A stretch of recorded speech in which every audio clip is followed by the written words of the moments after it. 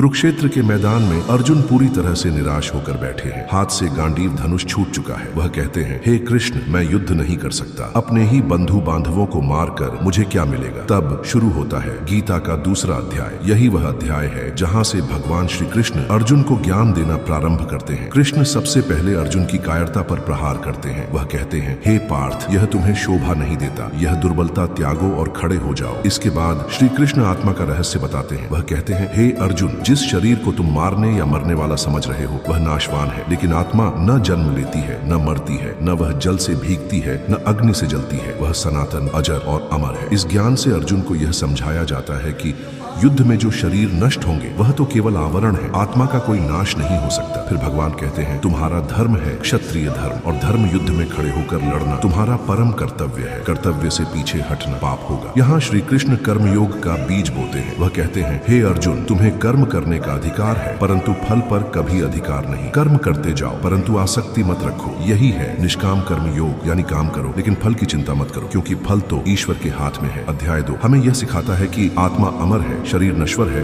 और मनुष्य का कर्तव्य है धर्म पूर्वक कर्म करना। इस अध्याय में सांख्य योग, कर्म योग और स्थित प्रज्ञ योग तीनों का ज्ञान मिलता है। स्थित प्रज्ञ योग में भगवान बताते हैं कि जो मनुष्य सुख दुख लाभ हानि मान अपमान में सम रहता है, इंद्रियों को वश में रखता है और केवल आत्मा में स्थित रहता है, वही स्थित प्रज्ञ है, वही सच्चा योगी है। तो गीता का दूसरा अध्याय हमें यह सिखाता है, कभी मोह और भय में आकर कर्तव्य से पीछे मत हटो। आत्मा अजर अमर है, इसलिए मृत्यु से मत डरो। कर्म करते जाओ लेकिन फल की चिंता मत करो। सच्चा ज्ञानी वही है जो हर परिस्थिति में अडिग और संतुलित रहता है। यही है सांख्य योग, ज्ञान और कर्म का अद्भुत संगम। अर्जुन का विषाद जहाँ अज्ञान का प्रतीक था, वहीं सांख्य योग ज्ञान का उदय है। यही कारण है कि गीता का दूसरा अध्याय पूरी गीता का हृदय कहा जाता है। और यह हमें याद दिलाता है कि जीवन में संकट जब भी आए हमें अपने कर्तव्य पर डटे रहना चाहिए, क्योंकि कर्म ही धर्म है और धर्म ही मुक्ति का मार्ग।